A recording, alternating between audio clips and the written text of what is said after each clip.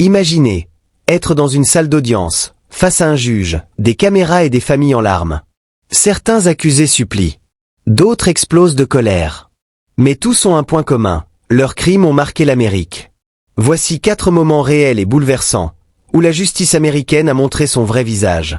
Rock Hill, en Caroline du Sud. Une petite maison, un quartier tranquille, une famille sans histoire. Mais dans la nuit du 25 mars, tout s'embrase. Les flammes montent, les cris retentissent, et en quelques minutes, le feu dévore tout. À l'intérieur, un bébé de 14 mois, Joshua, piégé dans sa chambre. Il ne survivra pas. Le responsable présumé de l'incendie? Son propre frère aîné, Jacob Morgan, 17 ans. Quand les pompiers arrivent, il est dehors, en larmes, criant le nom de son petit frère. Il répète qu'il a tout essayé, qu'il voulait le sauver, qu'il ne comprend pas ce qui s'est passé. Mais les enquêteurs trouvent des éléments troublants, des traces d'essence, un point d'origine du feu suspect, et des incohérences dans le récit du jeune homme. Rapidement, les soupçons se tournent vers Jacob. Pour la police, il aurait mis le feu volontairement. Pour sa famille, c'est impensable. Et pour lui, c'est un cauchemar. Pendant son interrogatoire, il pleure sans arrêt. Il supplie les enquêteurs de le croire. « Je l'aimais plus que tout, dit-il. Si je l'ai tué, c'est moi que j'ai détruit. » Des mots déchirants, qui résonneront longtemps dans la salle d'audience.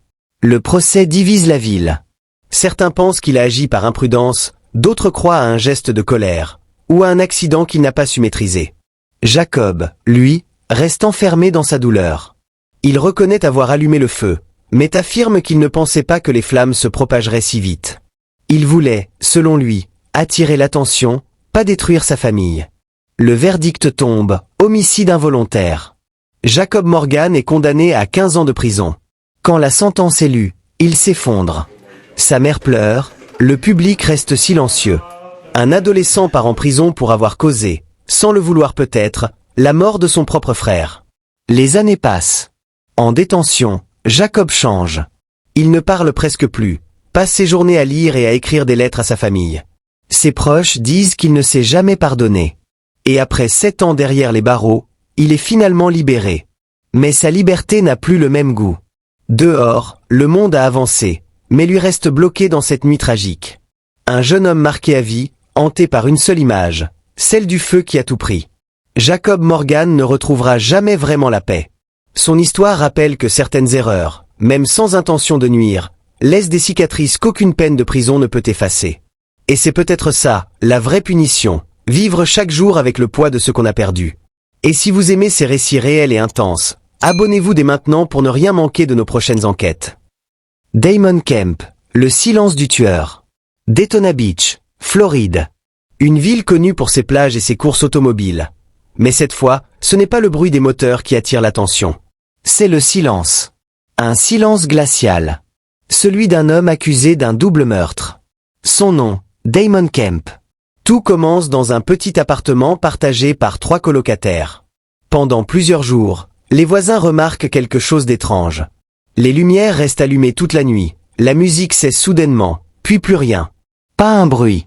Jusqu'à ce qu'une odeur insupportable s'échappe de l'appartement. La police entre et découvre une scène d'horreur. 2 jeunes hommes, sans vie. Tous 2 auraient été tués à l'arme blanche. Et Damon Kemp, le 3e colocataire, a disparu. Quelques heures plus tard, il est retrouvé à plusieurs kilomètres, dans un état de stupeur totale. Il ne dit rien. Les enquêteurs le ramènent, l'interrogent, mais il garde le silence. Pas un mot. Pas une réaction. Quelques semaines plus tard, vient sa première comparution devant le juge. La salle est pleine. Les familles des victimes sont là, serrant des photos de leur fils, attendant un signe, une explication, une once de regret. Damon Kemp entre, en fauteuil roulant. Son regard est vide, son visage figé. Le juge l'interpelle calmement. « Monsieur Kemp, comprenez-vous les charges retenues contre vous ?» Silence. Aucune réponse. Le juge insiste. « Monsieur Kemp, pouvez-vous m'entendre ?» Toujours rien. Le silence devient lourd. Étouffant. Les familles éclatent en sanglots, incapables de supporter ce mutisme. Pour elles, ce silence est une insulte. Un mépris. Le meurtrier de leurs enfants, assis là, ne daigne même pas prononcer un mot. La séance est suspendue. Le juge, visiblement troublé, déclare qu'une expertise psychiatrique sera nécessaire. Mais depuis ce jour, Damon Kemp n'a toujours rien dit. Pas une phrase. Pas une justification. Rien. Certains pensent qu'il joue un rôle, d'autres croient qu'il est dans un état psychologique irréversible. Personne ne sait vraiment.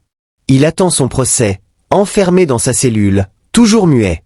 Et dans le silence de cette histoire, il ne reste qu'une certitude. 2 vies ont été brisées. Et une 3e s'est éteinte dans le vide d'un regard sans émotion. Kiandrea Cook, la carjacking qui a mal tourné. Volusia County, en Floride. C'est ici qu'une adolescente de 18 ans, Kiandrea Cook, va voir sa vie basculer à jamais. Elle n'est ni une tueuse en série, ni une grande criminelle. Mais une erreur, un instant de folie, va lui coûter sa liberté. Tout commence sur une application de rencontre.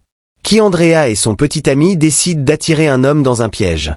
Le plan est simple, le faire venir, le braquer, et repartir avec sa voiture. Mais rien ne se passe comme prévu. L'homme se défend, la situation dégénère, et dans la panique, il est grièvement blessé. Ce qui devait être un simple vol devient une agression violente. La police se lance à leur recherche, mais les 2 jeunes s'échappent, pour quelques jours seulement. Car à peine une semaine plus tard, ils recommencent. Même méthode, même piège, même folie. Mais cette fois, les forces de l'ordre les attendent. L'opération tourne court.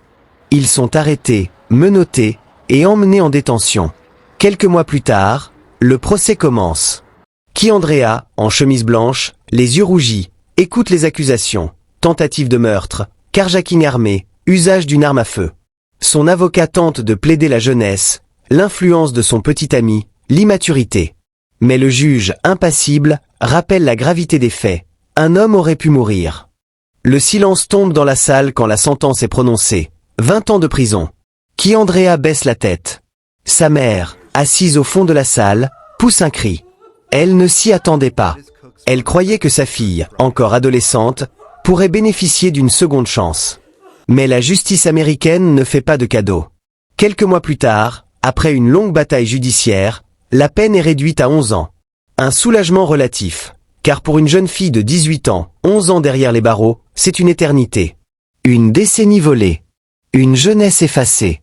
Ce jour-là, dans le tribunal, une mère pleure, une fille s'effondre, et tout le monde comprend qu'un instant de naïveté peut détruire une vie. Kiandrea a tout perdu pour une mauvaise décision. Et cette histoire, aussi tragique qu'elle soit, reste un rappel brutal.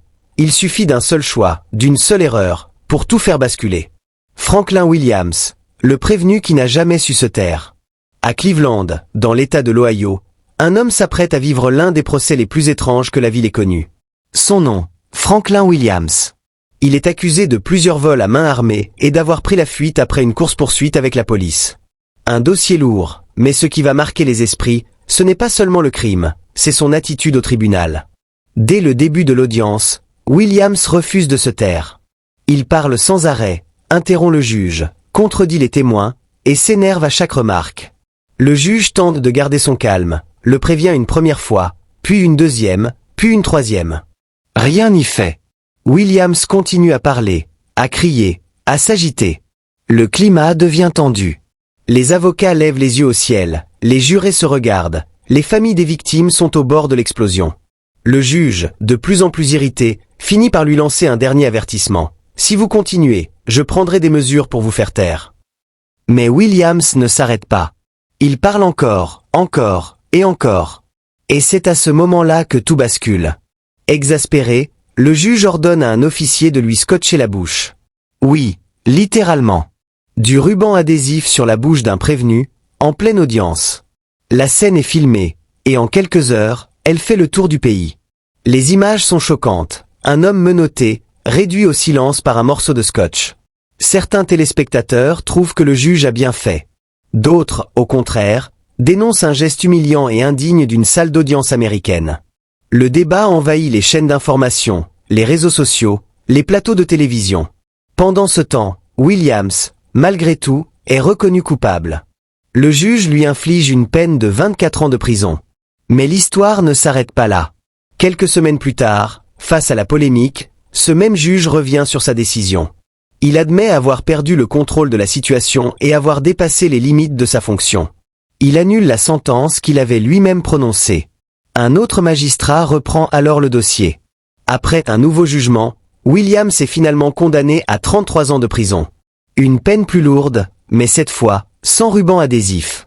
Ce procès restera comme l'un des plus controversés de l'histoire judiciaire de l'Ohio. Car au-delà du verdict, il soulève une question qui dérange. Jusqu'où peut aller un juge pour faire régner le silence dans sa salle d'audience? Et vous, qu'en pensez-vous? Le juge a-t-il eu raison de l'empêcher de parler? Ou est-ce une violation pure et simple des droits d'un accusé? Ces histoires montrent que la justice peut être impitoyable, que la jeunesse et les erreurs peuvent détruire des vies, et que certains criminels défient toute logique dans leur comportement. Qu'il s'agisse du silence glaçant de Damon Kemp, des larmes de Keandrea Cook, ou de l'irrépressible bavardage de Franklin Williams, chaque procès nous rappelle que la frontière entre tragédie et criminalité est souvent très mince. Si vous voulez continuer à explorer ces récits vrais et bouleversants, abonnez-vous dès maintenant. Et laissez un commentaire pour nous dire quelle histoire vous a le plus marqué. Chaque vie racontée ici est un avertissement, et une leçon que personne ne devrait oublier.